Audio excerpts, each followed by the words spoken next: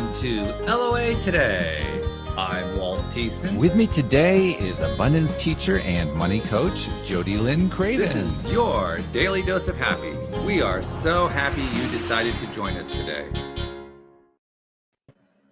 And of course, Jody Lynn, we are recording this as the last episode before Christmas 2023. So we're in the midst of the holiday season. About the last thing anybody ever thinks about in the midst of the holiday season is dieting. Usually this is a time for feasting and for pies and cakes and all kinds of stuff. And then they think about it afterward. We thought we'd kind of flip the tables a little bit here. We're going to think about it during the holiday season. Can you kind of get a little bit of a leap forward on this before the holidays totally collide with us and collapse us? Well, and I disagree with your statement, Walt. I think that for me, it's always been, I think more and more about dieting as I'm going through the Christmas season. Like I shouldn't be eating that. I should go on a diet. So it's the guilt trip. Okay, yes, I got it. Absolutely. So it's top of mind. I'm just not listening to, that little voice that's like, you shouldn't have one more turtle. I guess we all have our different ways of torturing ourselves during the holidays. So that's a good one. I like that. Yeah. Absolutely. So our guest today is Maura Rodgers. She's a registered dietitian and a self-described foodie. That kind of like that summarizes the topic right there, doesn't it? Right? Because we've been talking about being foodies, and she's also going to bring the dietary part of that into it. Yeah. How she's going to combine that together, I don't know. We're going to have to find that part out. Yeah, I'm excited to hear more about that because diet and foodie rarely go in the same sentence. That's right. We've got in the same title. I mean, that's really something. That's kind of like a landmark right there. So, Maura, thank you for joining us today. How you doing, first of all? Yeah, I'm doing so great. How are you two? We're doing great. Yeah. Awesome.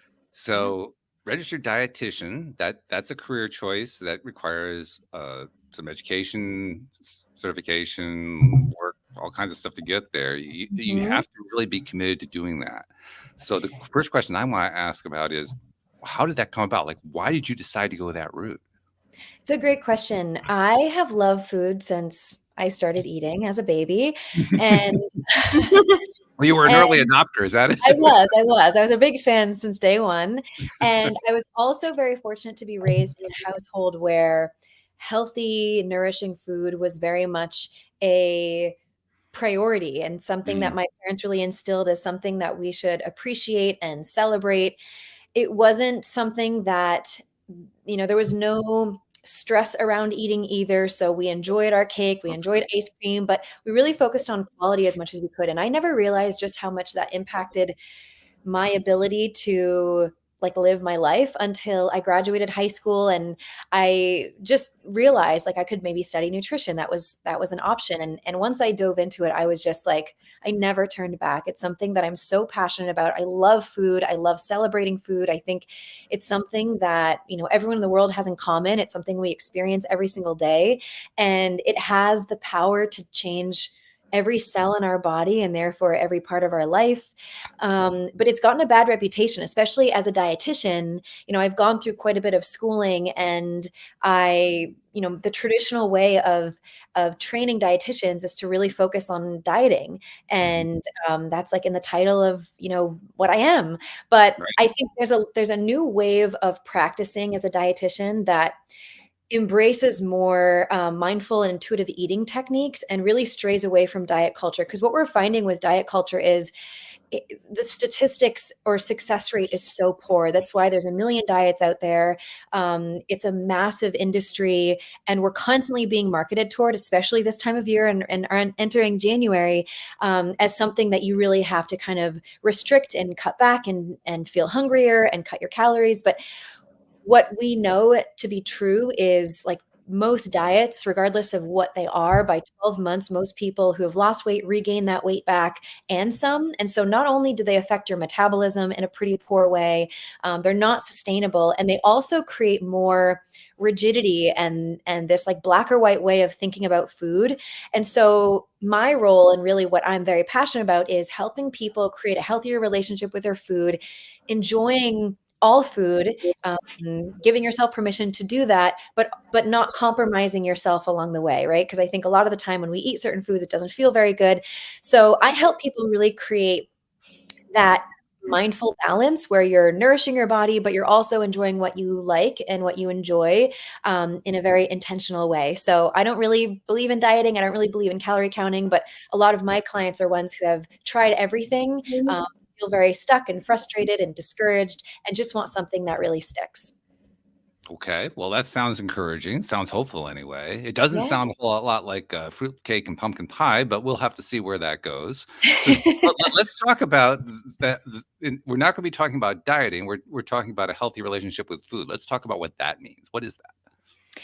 Yeah. So, I think that at a very young age, we start to reward ourselves with food, right? When we're really young, I have a 2-year-old. So, what I'm hearing as far as potty training is to give them chocolate or something once they've, gone to the bathroom. That's not really something that I'm necessarily doing. And there's nothing wrong with people who do that with their kids, but that then becomes like, if you perform well, then, we can get ice cream later. And then when we kind of become adults and we're navigating difficulty in our lives, or we're stressed or overwhelmed or sad, we might go to food as like that source of comfort and satisfaction. It's very understandable. Like our biology really craves and looks to those foods because we know that not only do they taste good, but in the moment we get this euphoric experience in our brain and our body that creates this pattern, this reward loop. So it's understandable how, especially something that we experience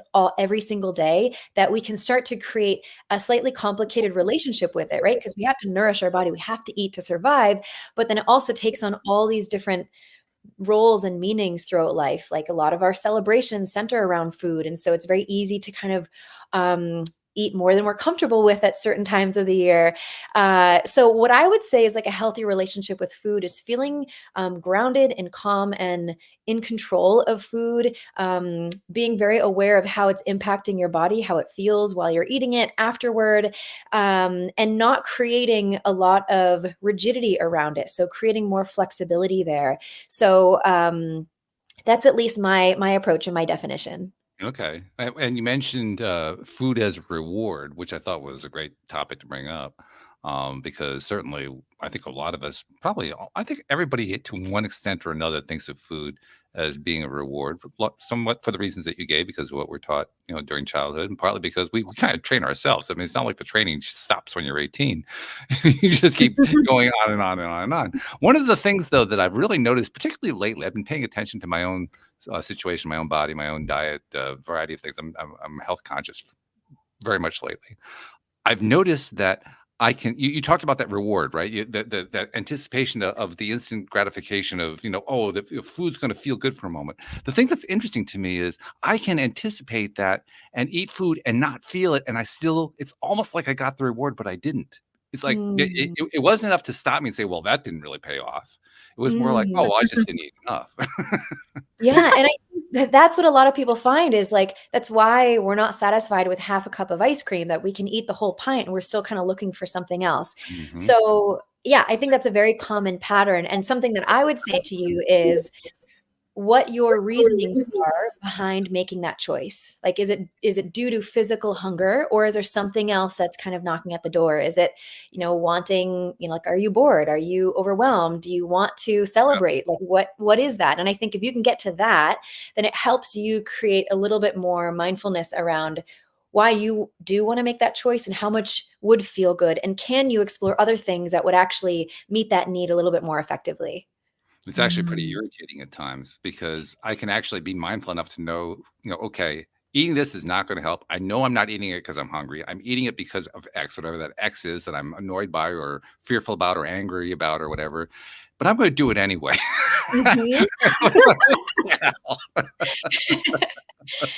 Yeah, so there's like an element of rebellion maybe, or just saying like, I don't want to, like, and I think that's true. And it's not to say that this is true with you, but I'm seeing that for a lot of people who have dieted a lot, or maybe growing up there were certain messages around what you can and can't eat, that external food rule starts to get annoying. And Mm. so your wise voice might say, okay, this may not serve you, it may not actually meet this need. You know it's going to taste good in the moment, but you might not feel great afterward, or maybe you feel fine throughout, and but you maybe wake up feeling not so great. Whatever that is, it's sometimes not enough to override that other part of you, that other conversation that you're having that could stem from something else.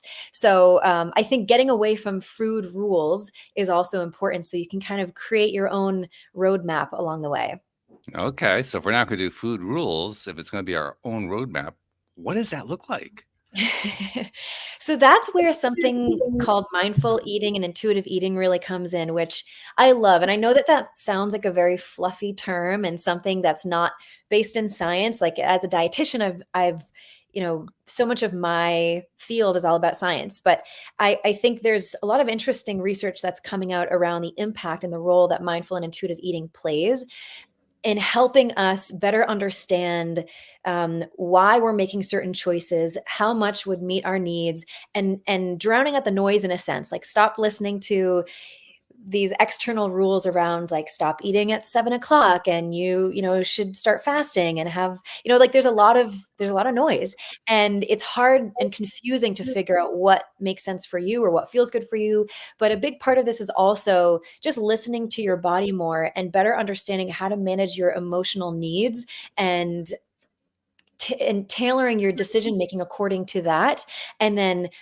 creating a healthier relationship with food as a result of that. So it's not, I think we might not have enough time to explain exactly what that looks like, just because it's very personalized to every person. But what I really like to focus on is if we can have more confidence in understanding what role nutrition plays in our body. That's a big part of what I teach. And I don't think there's really a point in time where we all get like a crash course on nutrition, because once you understand the basics of how, fiber and protein and fats and vitamins and minerals and all these things impact you and influence you, you start to have a little bit more confidence knowing and more buy-in as far as making choices that like allow you to operate at a better place and allow your blood sugars to be stable and energy to be stable. And so I think the recipe that has worked for me is nutrition education coupled with mindful and intuitive eating techniques, where you're focusing on removing the label around certain foods, as saying this is good or bad, or I'm good or bad for making this choice. Being really careful about how we talk about ourselves, the belief system we have around food in our body, and the mindset that we have going into celebrations and holidays and things like that. So those two worlds, when they come together, it becomes like a pretty successful process. Just one thing that I want to gently push back on. I'm actually not pushing back at you. I'm pushing back at sort of a societal norm. But you mentioned that where you've gone as a dietitian that doesn't strictly adhere to scientific standards, and that's where I want to push back on, because I honestly think that trying to limit science to double-blind, placebo-controlled studies is absurd. That's not Mm, science. That's mm, one little narrow area that mainstream science has said, okay, this is what all of science is all about. But that's not even true of all of science. There's so much science that actually doesn't even do double-blind, placebo-controlled studies. They just don't. It's not part of right, it. right. So I think we need to kind of expand our definition. Say, wait a minute, science covers a whole lot more than that. Science is Yeah. about data acquisition and understanding Mhm. that data, and creating formulas, for not formula, creating theories and testing the theories and hypotheses, and then gathering more data to see that that's science. Science isn't Mhm. double-blind, placebo-controlled studies. So Yeah.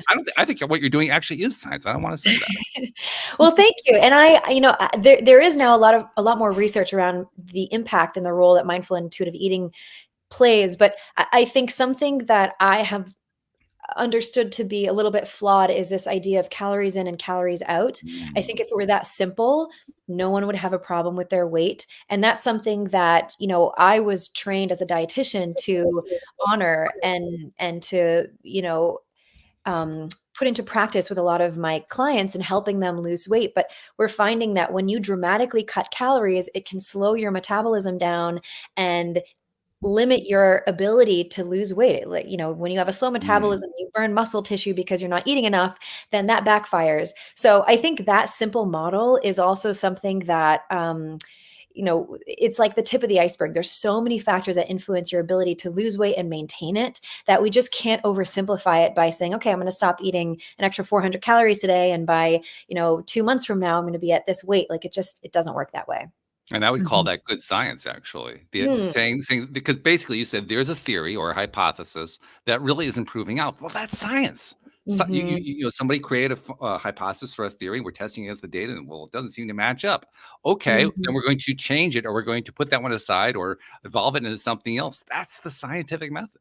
So you're doing great science. Thank you for that. Well, thank you. Yeah. And I think it's neat to just see a lot of my friends and those who I've gone to school with are also recognizing that we need to kind of expand our definition of what it, how we help people lose weight and really sustain that. So it's exciting. I love nutrition. I love food, and I want people to feel good in their body and feel good eating. The guilt and the shame, I think that's very common this time of year. And that's also something I really help people with is removing all of that, like the heaviness around making decisions, and then the guilt that we feel and the shame we feel afterward, because that doesn't feel great, Okay, so Jody Lynn, this is your cue, right? Because you were talking earlier about how you make yourself guilty throughout the holiday season. So where do you want to go with the whole topic about guilt and food?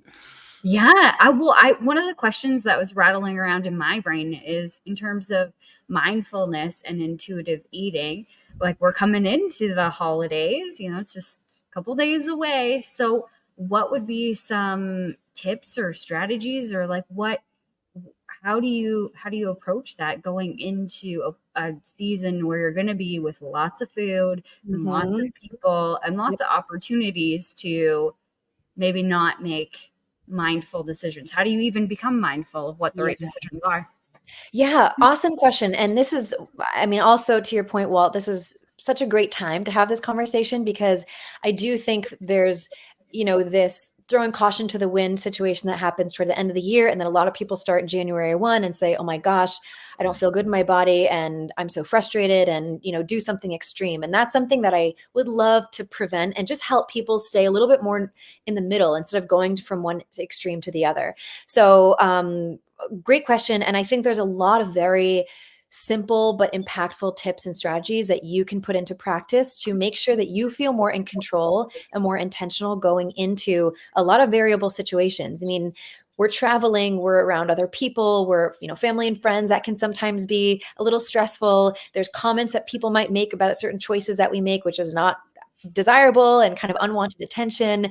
There's so much food that we love. Like, I love all the same things that everyone else loves. And I think if we can have a game plan going into those moments, it makes a world of difference. And if you can start putting some of these things into practice now, by the time January rolls around, like, I feel so much more confident knowing that I was able to advocate for myself or make choices that really were aligned with what I want more of in a very difficult situation. And I think the more you can get those moments under your belt, the more confident you are. And then, if we extrapolate, you can be anywhere in the world, at a wedding, traveling, and you still feel in control of those choices and you walk away feeling great. So if we were to think about some practical strategies, the one thing, there's a couple of things. The first thing that I would say is being really intentional about taking the pressure off from having to capitalize on moments, even though there's tons of yummy food around.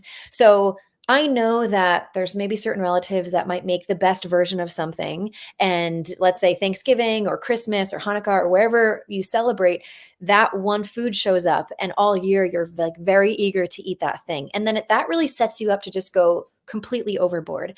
But if you take a step back and you realize, I could recreate this dish anytime I want, or I could, find like the second best version of this thing that somebody else could make for me, and I could buy it and make it or eat it or have it delivered at any point. That food's never going out of style. We'll always have access to that food. And so if you can just remind yourself of that going into these moments, then you can show up at the buffet and say, you know what, this is amazing. I know it's amazing. I want to enjoy it and like really savor it, sit down, like be really intentional about not inhaling it while you're talking to other people. Like, create a moment around it. If it's as good as you know it to be, like, create a special moment. As hard as that is when we're catching up with people, but like try to create like a little mini experience so that you actually recall, what does it taste like? What are the textures? Like, is it really as good as you thought it was? Is it better? Is it like slightly not as good? And if you're content with a serving, then maybe saving a little bit more for tomorrow so you can elongate that experience at a time when you're not super full and stuffed, because it doesn't taste as good, I think, when we're so full and then we get a second serving. It's like, I would argue that you get more value out of it if you create, like you enjoy that over multiple days. And then also just reminding yourself, like you'll always have access to that and you can always recreate it. So yeah, I would say that's a big one. Amazing. It's so interesting when you were talking at the very beginning of your explanation, it sounded like we have scarcity around Definitely. food, which isn't like, I can see that in multiple different times in my life where I was like, oh my God, I need to have this because I'm never going to have it again. And that is absolutely not true. But it's interesting how we set ourselves up to fail in that way, to believe that it's scarce.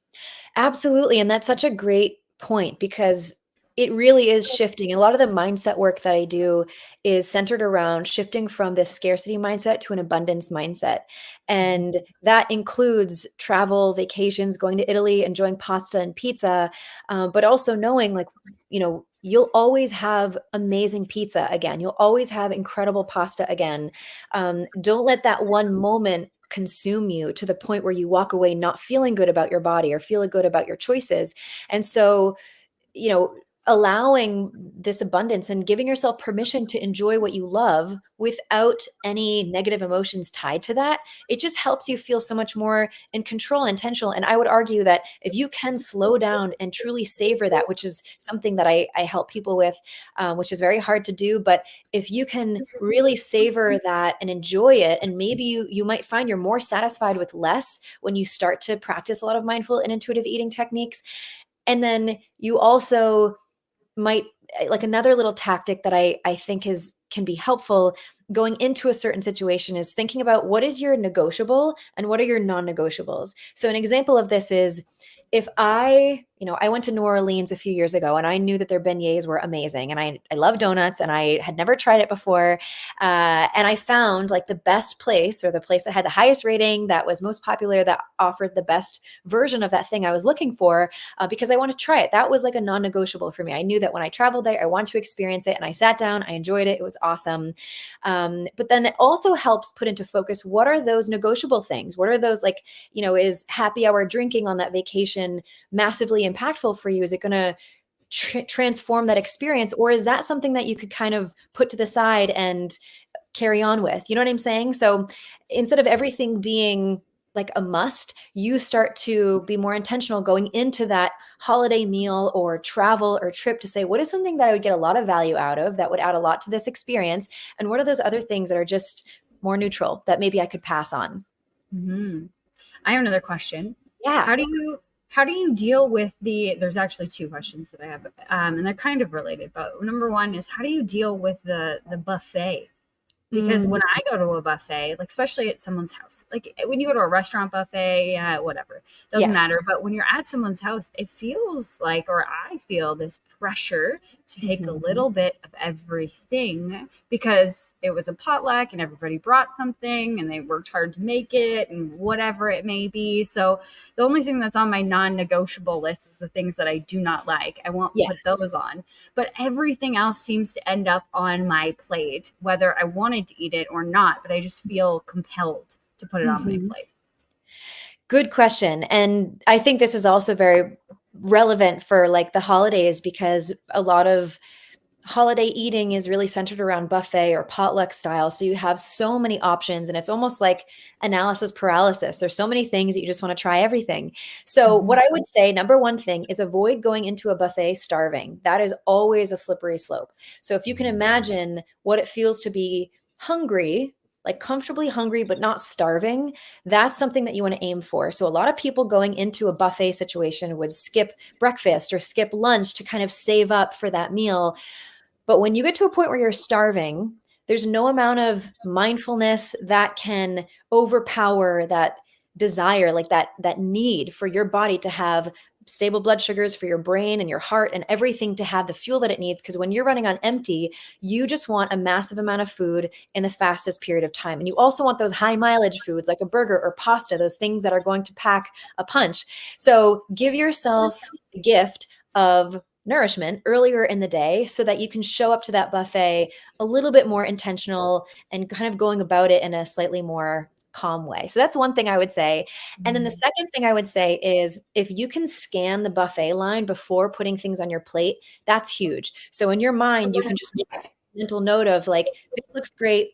This is something I might try, like a couple bites, put a little bit on my plate, maybe get more if I need it. But you can survey that, make a mental plan, and then fill your plate with things. So I would also advise not skimping on protein, fiber, or fat. Those three things, that little trifecta is magic. When you eat foods that contain those things, it really helps you to feel more stable. You are able to recognize that fullness level a little bit more mindfully. You've become more satisfied between meals. So not skimping on those things, I would say, is also important. But when it comes to not wanting to waste food or seeing a lot of yummy things and just wanting to try that, I would always say start small. So if you start with a couple bites and then you actually realize this is something that I want a little bit more of, then you can flesh out that portion and go up for seconds instead of piling a lot of things on your plate, not really sure if you're going to like it or not. And then you kind of feel obliged to finish it just because you don't want to waste it. Right. Mm-hmm.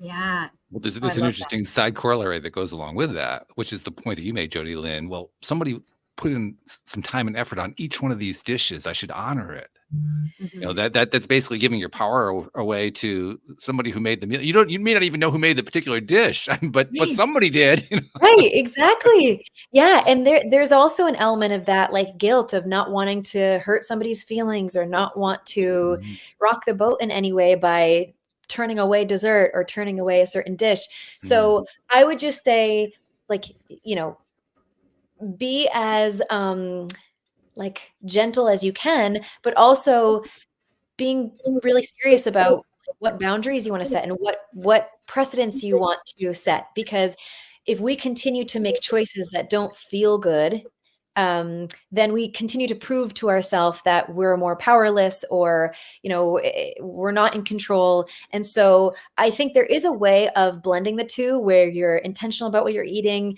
You set, you know, just a boundary with yourself. Like this doesn't, like at this point, this is when I don't feel good afterward. But also be, you know, kind to those who are making things and not wanting to waste that or hurt anybody's feelings. So I think that's why starting with a small amount and at least trying it helps to appease maybe others without you signing yourself up for a large portion that then doesn't like resonate or feel good or is in line with your goals. But yeah, it can be difficult. And I know that there can be a lot of people who have comments about that too. So I think having like a one-liner or a very simple, gentle, direct way of saying like, I'm making these certain food choices because I feel good and that's that.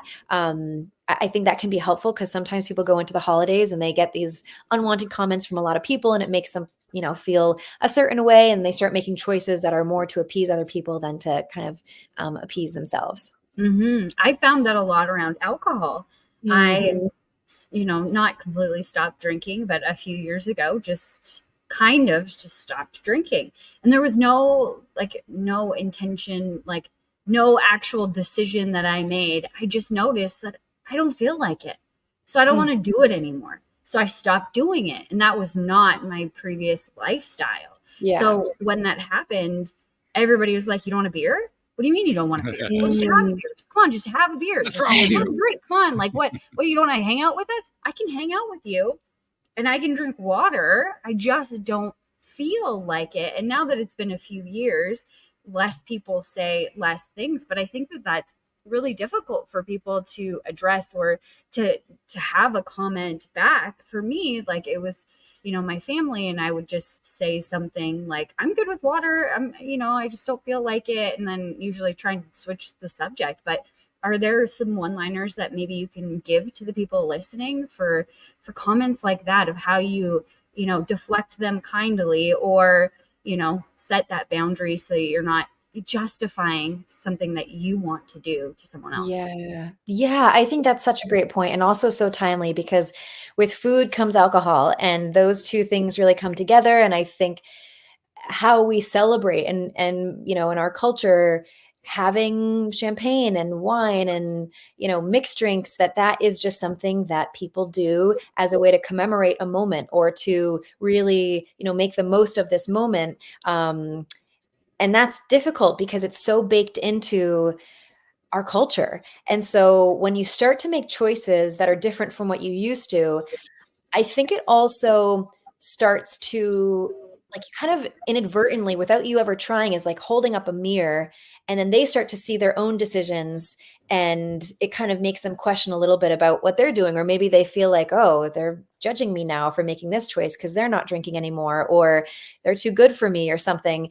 So it's difficult. And I'm also in that boat too. I don't really drink because it doesn't make me feel good. I get a headache every time, and it's just not worth it.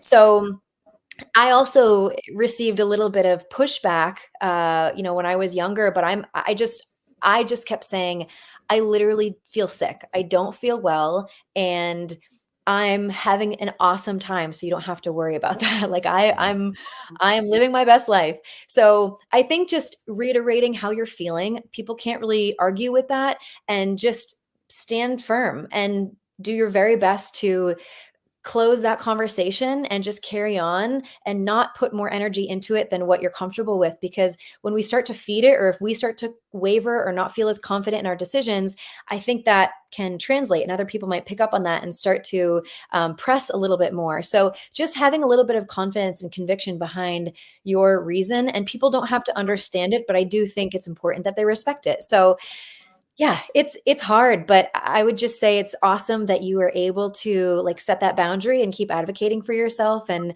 like you said, the more that you do that, maybe it's just a couple times you see these people and you set the tone and you honor that and you really stand your ground, that by the fourth time they're like, okay, whatever. They're having water, I'm having beer, we're still having a good time, let's move on.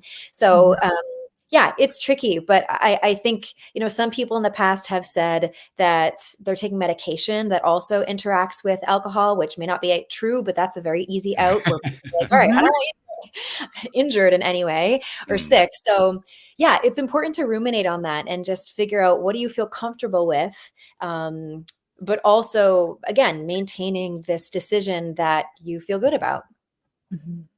I'm reminded of when I stopped drinking when I was in my early 20s, and I'm reminded of what I experienced at that time. And I remember how this is all. I think there's a click that happens. There's a decision making process that says, basically, I'm putting my interests first. And I think the way I phrased it to myself was, if I can't honor my own desire, how can I expect anybody else to? I have to honor it Totally. first. Yeah. And literally, that's what I expressed when somebody would bring up, that, well, aren't you gonna have something to drink? Well, no, actually, I need to honor my own desire not to drink alcohol. I got some, flutters of the eyes and all that kind of stuff, but there was really nothing they could say, because if they were going to say anything at all, it was going to be insulting, and so Right. they had to be quiet. Totally. Yeah, and I think that really is what it boils down to, is making choices, like food choices, health choices, alcohol choices, that actually serve you. And I know that sounds so simple, but if you really think about it, how many times are you making decisions to keep the peace with other people, or to match what other people are doing, just to, yeah, Fit in. just right, to fit in. I was just having a conversation with a client the other day who's in my program, and she was saying for the first time she's going out to eat and actually making choices that allow her to walk away feeling awesome. And she's no longer questioning herself or no longer trusting herself. And I think what it really boils down to is, so much of her life was making decisions for other people. And so it distanced herself from herself, right? She was quieting what her own mind or her body was telling her. But there's a cost that comes with that. So she just made the decision, like, this is my life, this is my body, this is my happiness, this is my energy, this is my health. Like, that's that. Like, I am the only one who can protect that. And like you said, Walt, if I don't protect that, or if I don't honor that, then, no one else can do that for me. So I think it's just a decision and some mindset work that requires you to be really intentional about, like, what do I want? What do I no longer want? And making sure that you have supportive people around you, because if you find people are just continue to bring you down or aren't making you feel very good about that, then that's also not a reflection of you. It's more so just insight for you as well. Yeah, that's good. Okay, well, I think we have a strategy at least that we can lean upon to help us navigate the holidays in an intelligent and body affirming way. But nevertheless, and you mentioned earlier that you don't actually like to encourage people to do dieting. You don't really like the whole dieting concept and so forth. But the truth is, there are a lot of people who really need to take pounds off. They feel like they need to take Yeah. pounds Yeah. off, and sometimes it's a pretty serious problem. I'm thinking. Exactly. My sister has had an issue tied basically. She has a significant weight issue, and it's tied to a fairly common prescription drug whose name I can't remember.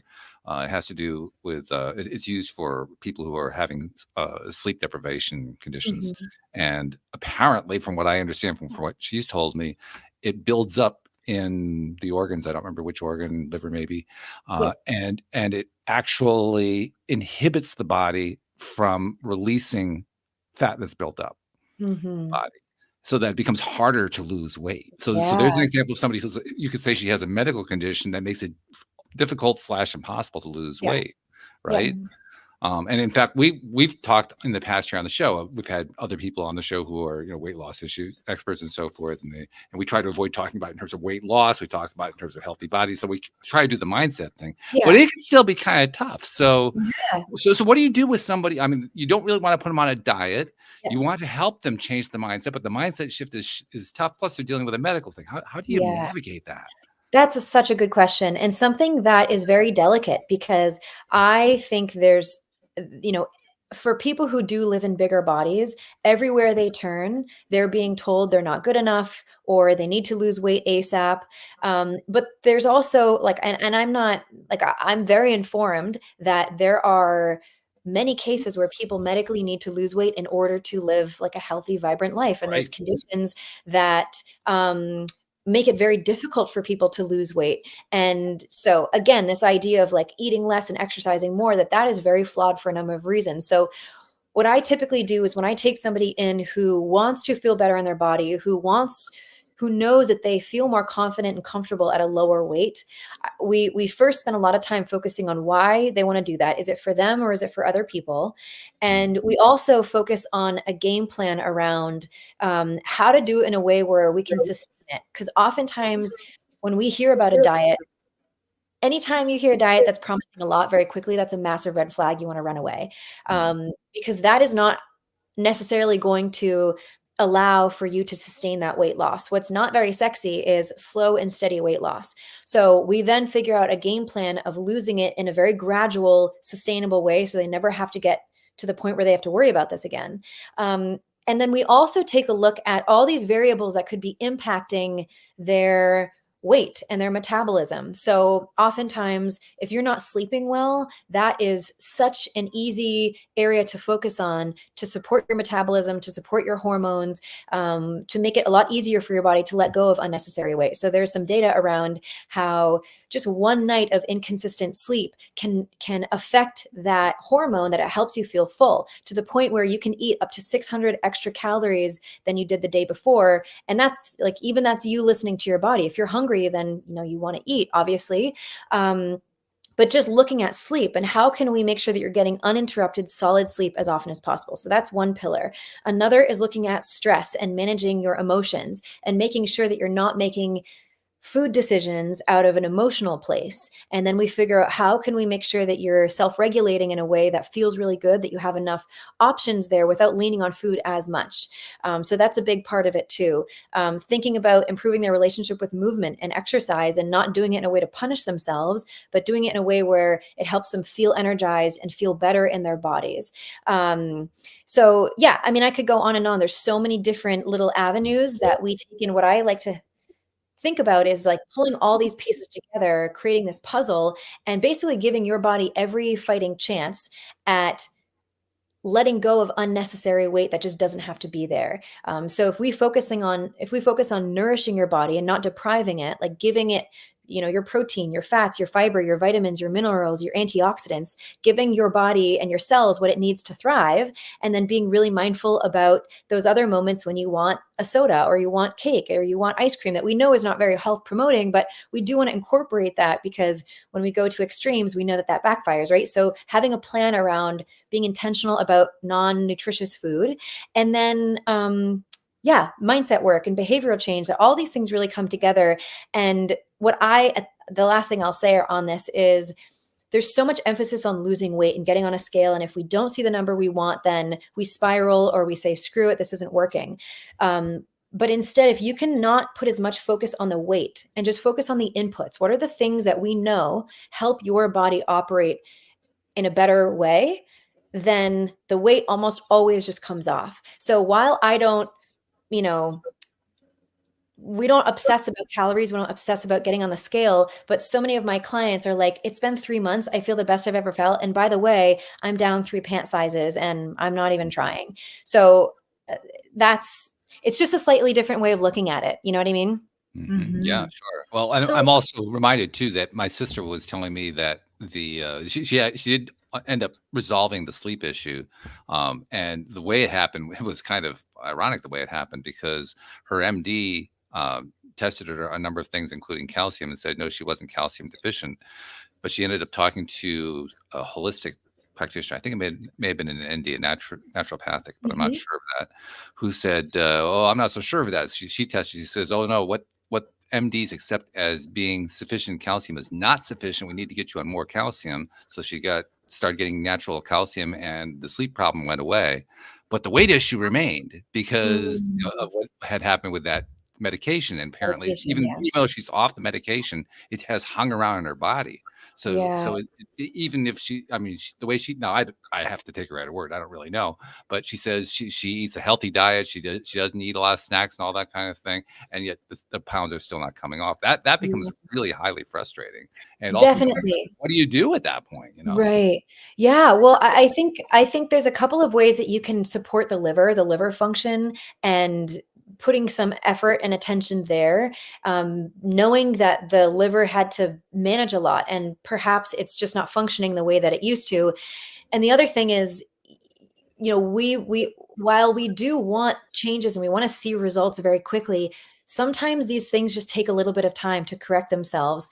And so, I think there's a number of ways that she could continue to support her body and give, again, her liver every opportunity to function better, and doing a lot of the basics well. As time goes on, she might, be able to test her liver function and just see that things are trending in the right direction. It just might take a little bit of time. And if you think about your liver, it's the powerhouse of so many things in the body. And so if that's a little clogged, if that's not working well, then it can create this ripple effect. And so it might just require a little bit of time and strategy to make sure that, organs are functioning well, and also just giving herself a little grace too. Cause I know how frustrating that is when people are doing everything they can, but there's one thing that could be limiting them from, let's say, losing weight. And there's a lot of judgment that they can receive from other people when really they're like, I'm doing everything. Okay. Like I'm trying. Yeah. Do you support like heavy metal or parasite or liver or whatever cleanses as well in your practice? Do you think that's a good idea? I think there's definitely a time and a place for that. It's very untraditional for like MDs to typically test for those things or to help individuals navigate that. But I do think there are a lot of cases where they might be doing a lot of the basics well. They might be focusing on, this is the other thing that I want to say around weight loss is also gut health. And we understand that there's definitely bacteria and different organisms that can increase our propensity for weight, and others that can help us lose weight. And so they've done these like fecal transplants with different rats who have different microbiota. And they find that when they do that fecal transplant, the weight that this one rat was having a hard time losing, suddenly it's just falling off. So I think, there's all these different ways of approaching like a strong, vibrant health.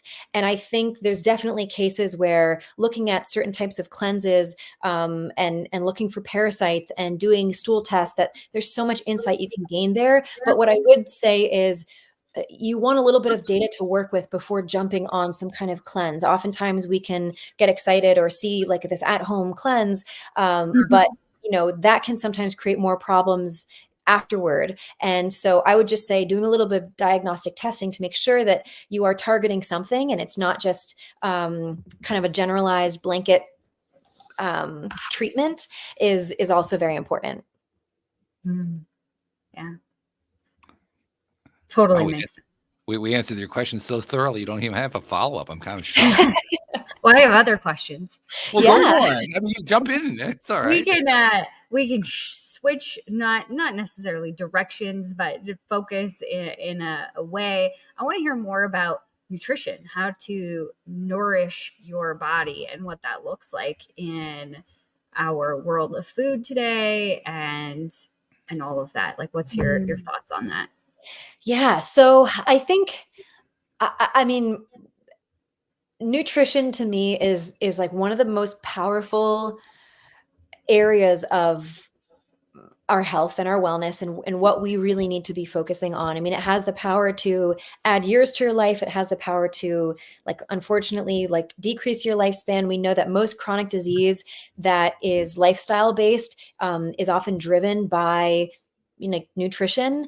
And that's also not to say that, it's a very conscious, easy decision. I think there's like food equity, and having access to whole, fresh food that's affordable is also a massive problem.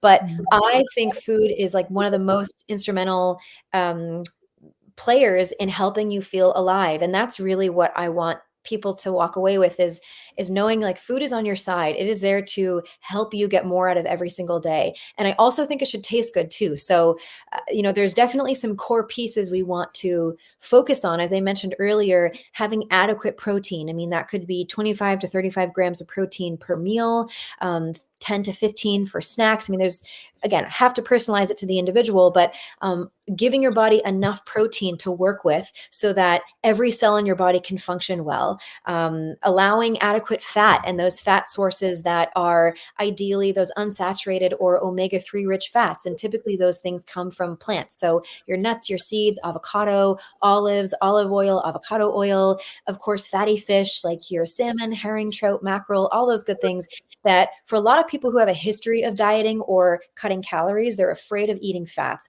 But fat is absolutely essential in helping you feel amazing. It helps you feel satisfied at each meal. It helps you stabilize your blood sugars so you feel more energetic. It helps actually lose abdominal weight, and your brain health, your brain function, your memory, all those important things. You need to have fats. So giving yourself permission to enjoy those foods that are a little bit more satiating.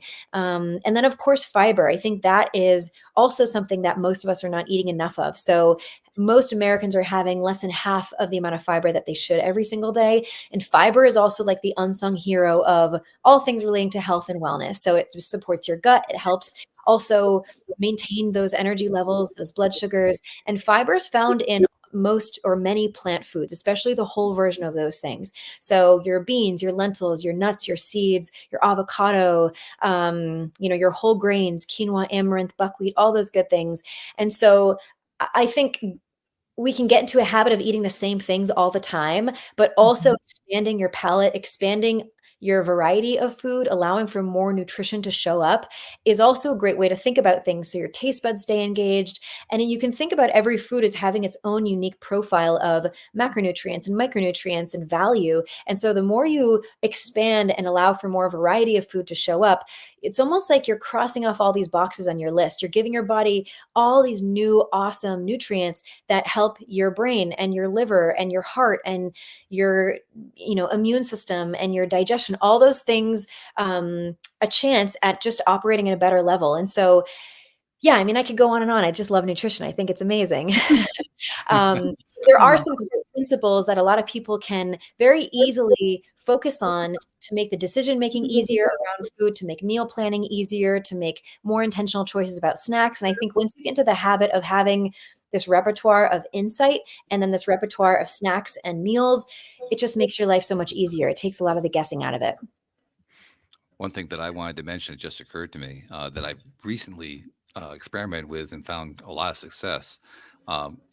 Like I'm single. I used to be married. I'm single now, so I'm getting back into the single lifestyle and learning how to make sure I always have my meals planned exactly right for one person, not for two or more or anything like that. There's a whole thing that's involved in that. Sure. And one of the things that I've struggled with, that I'm sure other people do too, is okay, so what am I going to have for dinner for tonight and tomorrow night and the next night, and what am I going to have for lunch, and what's my breakfast going to be? I'm planning out the menu. I found a really great way to plan that, well, not necessarily to plan it, but at least give me ideas about it, and that's to use artificial intelligence, ChatGPT and Google Bard and so forth. You just go to it, you type in, give me a 7-day, 3 meals a day, 21 meals, map out a whole menu for me for the next week, and it does it in about 10 seconds flat.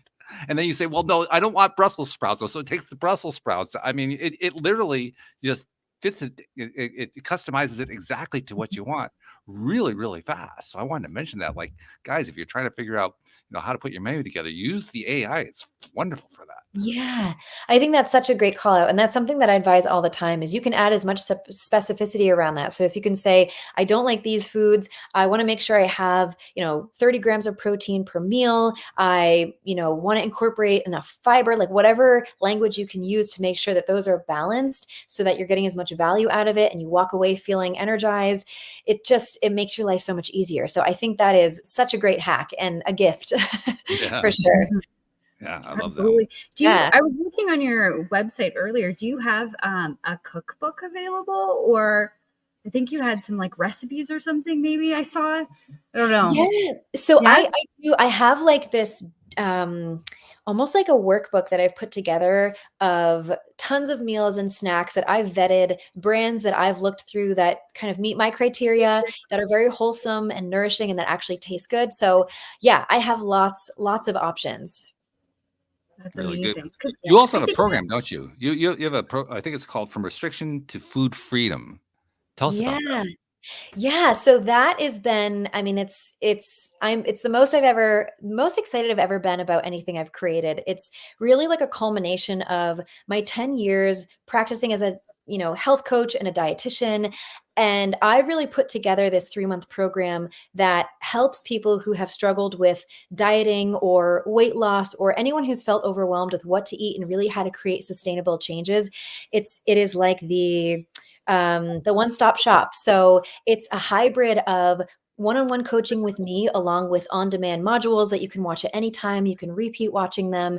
And it's all about helping you master healthy eating habits, a balanced mindset and relationship with food and your body, so that you really feel successful and you set yourself up for success far beyond our time together. Because I think there's a lot of programs where people might feel like they need to depend on a person or the program in order to have success. But I want people to feel amazing. So they never have to worry about their weight. They never have to worry about what they're eating. They feel confident and empowered. So I'm really excited about it. And I have some slots that I'm opening up for the new year, but you can definitely start sooner than that if you're eager. It's been a passion project, but something I'm like very, very excited about. So what kind of commitment are we talking about here? Is this like a lifetime commitment, or is this, something I'm doing for a year, or what is this? Yeah, so it's actually 3 months. So I have people who are, halfway through it and they've said it's the best that they've ever felt. And these are people who have tried a lot of different things. So it's really a combination of nutrition education, behavioral change, repairing your relationship with food, better understanding how to navigate difficult situations, traveling. It's very comprehensive, and it is a 3-month commitment. So it's kind of every week there's either a module or a one-on-one coaching session with me, and it's just a nice blend blend of, trainings and education and some support. So yeah, it's 3 months. They have access to it for 4 months if they ever want to look through any more content or ask any more questions. But I also help people understand how to nourish their bodies better by looking at their food intake and just offering suggestions that help them feel more satisfied and better. So it's not about counting calories or obsessing about anything. It's really making your life easier and more stress-free. That's the goal. What was the hybrid aspect? Was that deliberate? In other words, combining some time with you, some time with the modules, basically giving the power to this is what it sounds like to me, giving power to the person you're helping so that they're basically taking control, but they're getting, needed guidance along the way where they need a little support. Yeah, absolutely. So it's helping them better understand how to be more self-sufficient and to trust and to listen to their body and to just look at food in a different way. And yeah, I think there's so many tools and insights that they can take away from this. And I just want them to have more options or more tools in their toolkit to navigate real life. And yeah, so it's exciting. I love it. I'm really, really passionate about it. That's really great. Yeah, we can hear the passion too in your voice. No doubt about that. So somebody wants to, maybe they want to find out about the program. Maybe they just want to find out more about what you have to say, what you have to offer. Maybe I don't know if is that Yeah. the only coaching you do? Do you do a full coaching? I don't even know what you do. Yeah, If they want to find out about you, how do they find you? Yeah, absolutely. Great question. So I also just offer one-on-one coaching as well. So if their needs are slightly different or they want to personalize it even more and they don't necessarily want to jump into the program, that I also offer that as well. I'm also very active on Instagram. So my handle is Maura, Maura.wellness. If you ever want to just get lots of free advice and guidance and support there. And then you can also reach out via my email, which I don't know if they'll have access to that, but I'm happy to share that as well. Okay. Yeah. Well, we can and I can put stuff into the show notes too. I'll Cool. make sure I'll link to your website. So we'll get that in there. Yeah. So Yeah. yeah. Awesome. Because we want to make it as easy as possible for people. Yeah, that's the goal. Got to simplify these days, Yeah, there's so much information that we're dealing with. We have to simplify. Otherwise, Yeah. what was I going to do? I don't even remember what I was going to do. There's a note here. Good. Okay. Here I go. Right, exactly. Okay, so Jody Lynn, I got to ask you, right? So we've had this conversation. You started off by framing it by saying how much, my words, it was kind of a guilt trip going through the holidays. Do you feel like it's less of a guilt trip now? I feel more empowered. I think that my biggest takeaway from today is this mindset that we have in society around scarcity of food. And it's with everything, not just the holidays, but like you go out to a restaurant and, I'm here, so I might as well get the fries and the gravy and the cheese and all of the things, and really allowing yourself to let go of that and see the abundance that we have with food. And how I love how you put it, Amora, that, food is on our side. Food is designed to help us thrive. So those were my big takeaways today. And I'm excited to go into the holidays and see what I can learn, not only about myself and the way that I view food, but how I can take a look at the food that's, at that buffet and say, okay, how can this nourish me? And how can I really have an experience with it here and now? Yeah. Well, I love that.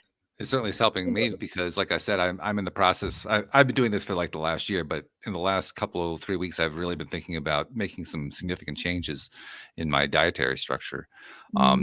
Not so much for the purpose of losing weight. My weight's actually pretty good, but more about just improving the healthiness of the food without making it taste lousy. Right. You know what I mean? Yeah, life is too short for average food or boring food. Right. Like if you have the option for it to taste better, I'd go with that, Yeah, exactly. So, yeah, I love that. And I thank you for both sharing that. I think it's neat to also think about how just a few small changes can be so meaningful. So this is also for any listeners, if you're overwhelmed or if you're like, I don't know where to start, a little trick that you can try is just writing down what are 3 things that you want to improve upon. Let's say 3 goals. Of those 3, what are 2 that, feel most doable or most realistic and the least amount of stress? And then of those 2, which one is going to create the biggest impact in this moment? And so that can help you really narrow down what action to take, and then just allowing a little bit of change over time. Or maybe you're ready for a big overhaul, but also don't underestimate the small choices either. I just realized we're talking about food, diet, we're talking about intake, and we're talking about taking small bites. There's a theme. On brand, isn't it? Normally, it's just a metaphor. It's like, no, it's actually a simile. It's the real thing this Yeah, time. right. Yeah. That's pretty cool. I love that. Well, thank you so much for taking this time, joining us, sharing some of this really cool stuff. I like the mindset. I like the way that you're treating it. We're not treating it as diet anymore. We're just treating it as this is what we need in order to live and thrive. How can I maximize that? Totally. That Yeah. changes So the whole thing around. That's a completely different conversation at that point. it is. Like, I never even use the word diet.